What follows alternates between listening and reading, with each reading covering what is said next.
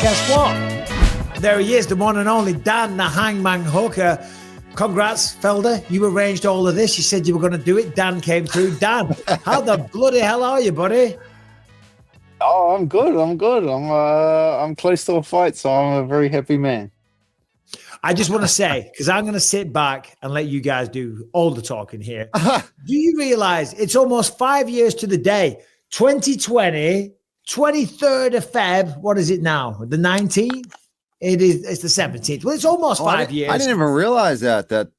It's getting close to that night.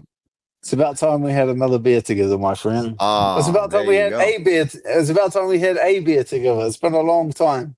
Yeah, dude. Well, first of all, man, congrats on this fight, because years ago, which is crazy that it's 5 years ago now, that's what we were going for, right? That's kind of what me and you both wanted. And how does it feel, Dan, to sit back and finally think, man, I worked my ass off to get to these guys, and now I'm getting these names that I wanted? A Gaethje, you've been calling for him. You've had Poirier. You're in the mix, dude. I'm back, baby. It's a long time coming. There's a lot of hard work that's involved in that. A lot of ups, a lot of downs. But yeah, it's you just feel like you're more comfortable now. Like I see, like obviously you watch your opponent's fights, and when he fought, it was funny. Like when he fought Fiziev, when Gaethje fought Fiziev was like saying the same shit that I was saying when I was about to fight Poirier, where he's like, "Yeah, I'm gonna do this, and then I'm gonna walk, and then I'm gonna get a title shot." And you hear Gaethje going, "Oh, I'm about to feed him a whole lot of humble pie," you know. And because I've been in the exact same situation where you're on your streak and you're feeling like the best fighter in the world, and you get humbled and you get shown a whole new level. So to now come back here and be in the same spot and be, full of more experience and full of more, you feel like a true veteran that deserves to be hanging at that level now. Yeah. You definitely do, Dan. But as you just said a second ago, you said, I'm back. Because, there was a phase there where, and respectfully, of course, because they were the top opponents, where you lost a few. But we're talking Poirier, Michael Chandler, Islam Makhachev, certainly some of the best. And I know you dropped down to 145, then you came back up again. And a lot of the time when fighters do that, it's like they're trying to find something or reinvent themselves. But you've now gone on this 3-fight win streak, beating people like Turner and Gamrot, who is not an easy fight, Jalen Turner. That fight was phenomenal. I used to train with Jalen. I know personally how good he is, how hard he is to beat. And you did it with a broken arm as well. And now you're fighting Justin Gaethje, and you're closing in on a title fight. Yeah. Oh, it's just like you have to start from scratch again. Obviously, you take those few losses, you eat that humble pie. And because you're always thinking about the title and how that I can get back to the title. And obviously I fought Pereira, which was people then start asking, does he even deserve to be ranked? So you fight an unranked fighter on a long streak, you get past them, and then you go, oh, but he can't be top 10. And then you beat Jalen Turner, who's a very tough opponent, which I feel like a lot of people counted me out. And then, Gamrot comes across the table and it answers a question where people are like, "Oh, he definitely can't wrestle though." So I'd say, well, then you answered all those questions. You answered, does he deserve to be ranked? Can he beat people in the top 10? And then can he beat the elite wrestlers of the division? You answer those questions, and then you get a shot at one of the big names in the division that lines you up for a title shot. So it's just the next logical question in line that needs to be answered. And Dan, like when you talk about, all right, I'll take on the Gamrot, I'll take on these unranked guys, you knew like, all right, fuck, I got to do the certain things to bounce back. And Is it frustrating for you to see other guys in the division and in other divisions where they just want to cherry pick every little thing and all that doesn't line up? And then you got a guy like you who's just like, yeah, I got to beat these guys if I want to be fighting for the belt. Nah, it's like the two ways to the top, right? It's the time everything perfectly. It's to take It's the only fight when you're feeling at 100% and not injured and right stylistic matchups and only guys that are ahead of you. And we know full well that fighting in that way takes a long time to get to the title, or you can fight any comer on short notice, injured at any given time, and you put on incredible performances and big finishes or incredible fights, and you can skip that line a lot faster than a lot of these other guys. Yeah. So just also, an approach. No, go ahead. Also, Mike. Dan, you can go out and get yourself covered in tattoos. You can have, because you've added to the bodywork recently. The ink has gone to a whole new level. Yeah. I just kind of fell into it. I had, everyone since my last fight, it's like, oh, what are the new tattoos? And I'm like, well, none. I actually have not been injured, my friend. Like it was a crazy time. I broke my hand, and then I had 2 back-to-back surgeries on my arm. So that's a lot of time sitting on the shelf. That's a lot of time when you're not facing any adversity and not under any duress or struggle. And it's difficult for a fighter to sit on their hands. It's a difficult time. So I found something that was just as challenging in different aspects, but still like a big. I couldn't physically test my body, but then so I couldn't mentally test my body, but then I could still physically keep it. Yeah, keep the mind sharp. I saw an interview you did, and you were kind of talking about that. You're like, listen, if I'm going to do something, I kind of seem like I'm the kind of guy I'm going to go all in on it if I'm going to do it. So you went big with it. What was the worst part, Dan? Which part hurt the most since it went from no tattoos to a whole bunch? Which spot was the worst for you? Oh, all of them, brother. All of them. The feet. I can see why a lot of people don't have they don't have the feet or ankles tattooed. Yeah, it sucks. I can't even say that I picked that though. I went there for something else. And the tattoo artist just drew his whole way up my shin and all whole way down my foot. It was a friend of mine, and then he goes, "You thinking I was going to come in here and give you that girly tattoo?" He's like, "You're Dan." He goes, "You're Dan Hooker." He goes, "Everyone thinks you're tough." He's like, "You need a tough tattoo, my friend. You can't have a couple of angel wings on your back." You cannot. We got enough wings in the UFC anyway. Thank God we didn't go wings on the back, Dan. We've seen enough of them. Dan, hold on. Tony Ferguson, Max Holloway. Who else is there? A few wings. There's a few. There's a few wings. Those are the biggest named wings, probably. But if we went through the roster, we could probably find Anthony 15 Pettis, people. Maybe. No, he's got something on the chest. I think he's got like his daughter and his father and things like that. Sorry, you had a real question. No, I mean just about the training camp and how things are going. How's the gym and how's the morale? And I know it's had to have been tough to see your buddy Israel just have an off night when he looks so good. How was that for the gym, and how are you guys doing as a whole, just with everybody on the roster? Yeah, the gym's been pretty crazy, man. Like obviously we had Israel and Khan fight on that card in Saudi and didn't get the results they wanted. But yeah, people they kind of asked like, oh, you might, like we had a couple of days off after that. You know what I mean? Like because it's Sunday, UFC's on Sunday here in New Zealand.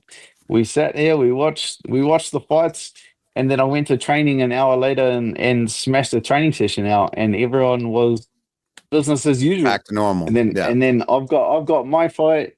Carlos Olberg's fighting Jan Blachowicz. Then I think Kai Kara-France is getting a big fight. Alex Volkanovski is getting a big fight. So it's like we're like, if you have skin in the game, then you understand that it is what it is. The game is the game, and on any given night, any man can get his hand raised.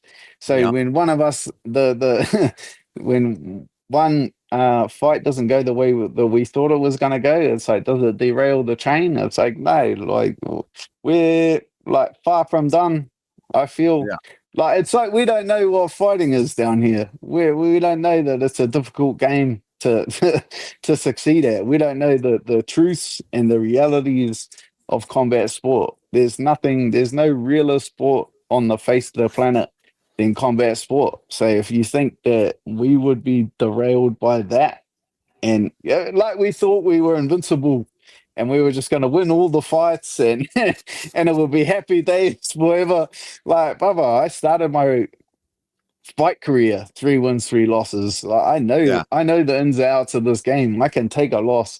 I can come back from there. I can be honest with myself, and I know how to get this train back on the rail. Yeah, it's interesting that you say that, Dan, because it's all well and good being a Conor McGregor when he came on the scene and breezes through everybody. But most fighters, they work their way up. They win a few, they lose one, they win a few, they lose a couple, and you work your ass off, and then hopefully you get to where you want to be and hopefully become a champion one day. That's the path of most people. And it's all about having that mental toughness to be able to have the staying power. You know what I mean? You can't expect to win every single fight. If you can, awesome, great. But if you don't just throw your toys out the pram and say, right, that's it, I'm done. Speaking of losing fights, Justin Gaethje, as we know, last time out against Max Holloway. Max Holloway went out there, probably the best performance of his career. He looked absolutely phenomenal, seemed like he had the perfect game plan. And of course, we all know how it ended. Because of that, how do you look at this matchup with Justin Gaethje? I mean, obviously, we all know he's dangerous. He can wrestle and all this type of stuff, but he chooses not to. What version of Justin do you think you're getting? Oh, you have to account for the best version. That's the only way that you can approach it. I feel like going back and watching that fight, I feel like it was a bit of a banana peel. I feel like he was doing. It was a very competitive fight. I think maybe even Justin was getting the better of it till spinning back kick lands on his nose. Like you throw that bloody thing 1,000 times, it doesn't land square on the nose and send you left. Like, and you know what it's like when you get your nose shattered in the first round. Like, you can't breathe, you can't see. And then I think round 2, round 3, there was a couple of eye pokes. So now the copper can't breathe, he can't see. He's got Max Holloway standing in front of him. So it's like I don't take too much from that fight. Like, even like stylistically or technically, I don't take too much of that fight. I think those two fight 10 times. I think Max wins 5, Gaethje wins 5. I think the what most people take away from that fight is that Max outclassed Gaethje, but I don't think it's that. I don't think that's from my opinion.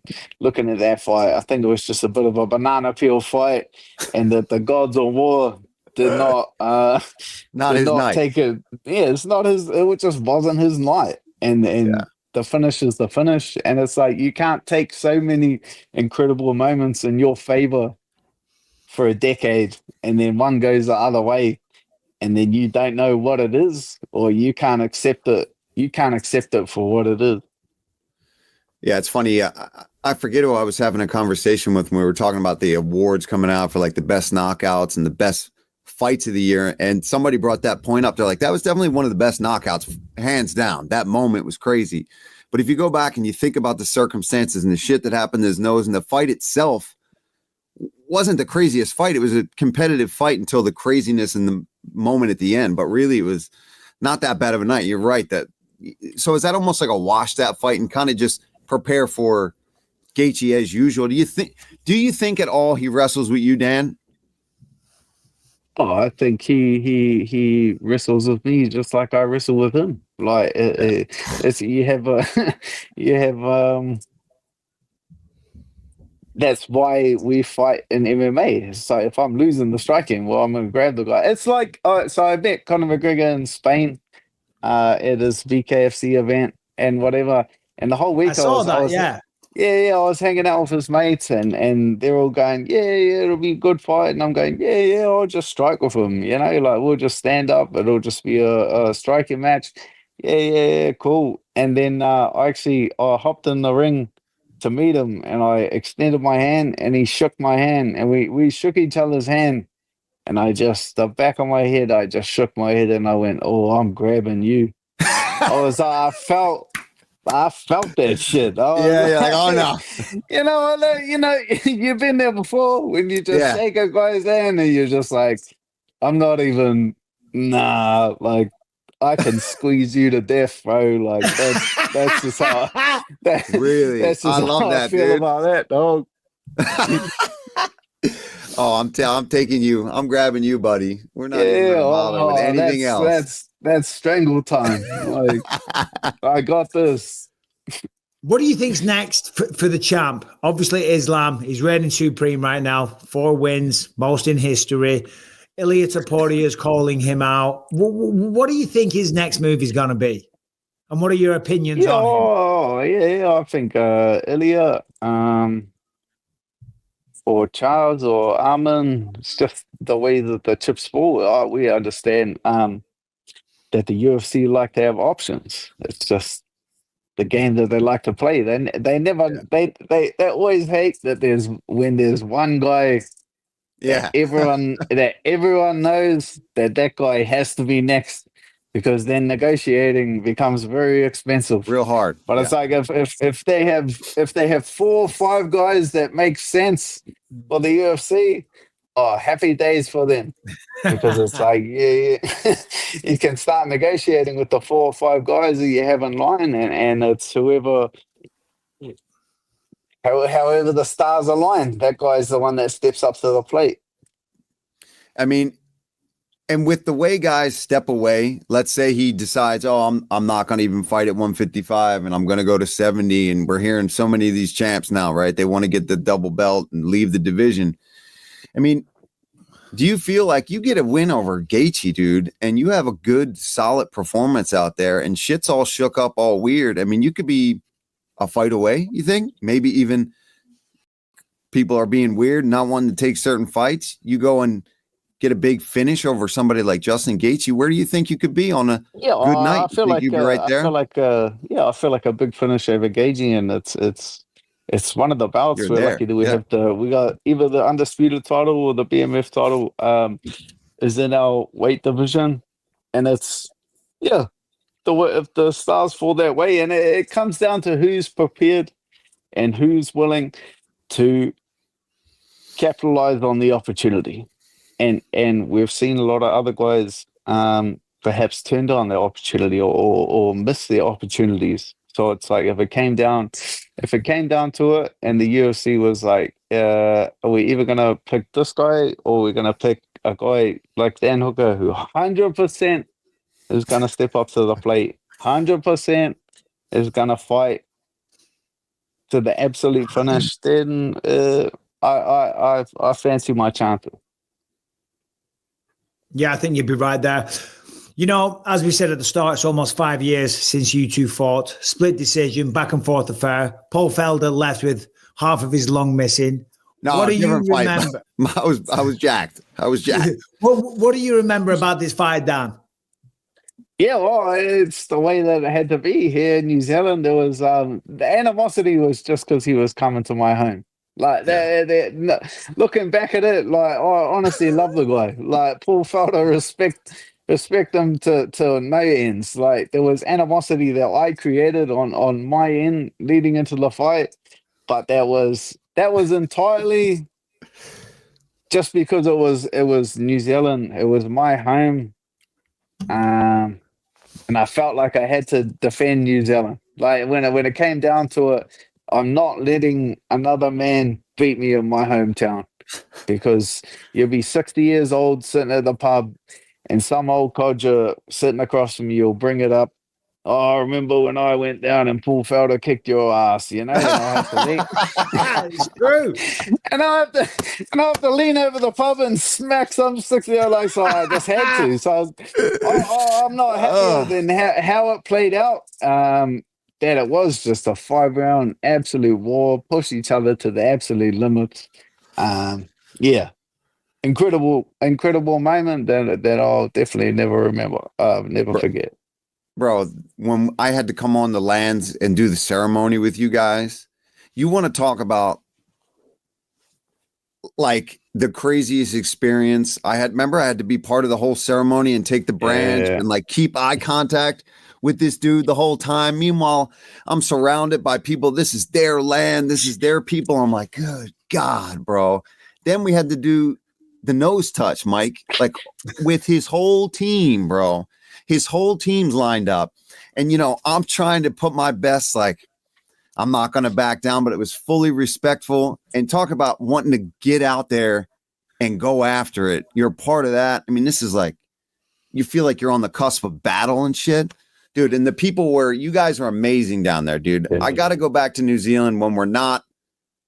Obviously, I won't have a fight lined up. I just want to be down there commentating or something because I never even got to enjoy it because I went to the emergency room. We got a picture together there. Dude, did they shoot you with pain meds in the back? I've never had that in the fight. I was in the same emergency room. God.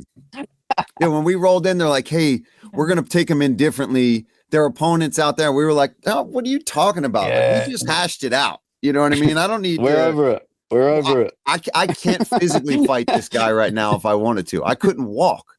You chewed my calf up so After 25 minutes, I don't think I've ever still been mad at any human on the face of the No, right? And we always talk, and you know this even better than I do. You've been in there with even more battles since, but the respect that you get, and Michael knows this too. I mean, like nobody at home will ever understand that feeling of when you go through that with somebody else, whether you hated each other before or not.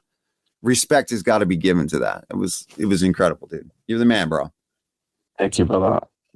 And I won't be calling it, so I'll be rooting for you. There's hands down about that, no doubt about it. Let's go kick some ass out there, dude. Have ever since, man. Ever since the fight, it's like, yeah, this guy beat me. I want to see this dude whip some ass. If I could jump in because you two are touching noses again right now, or touching something else. Stop sticking your noses up each other's asses. There's Michael. Always, if you get too sensitive on this show, Michael reins it in. It's just a sense of humor. It's just a joke. We got to keep things lighthearted. Dan, thanks for your time. We'll let you go. Where are you? Mate. I'm assuming you're on a porch in New Zealand, in Auckland. I'm on my porch in my backyard, my friend. That looks lovely. Show us again. The garden looks lovely. Where's the statue, Dan? That same interview I saw with you, there's some statue, and you were talking about your new home. That's out the front of the house. I'd have to take her around the front.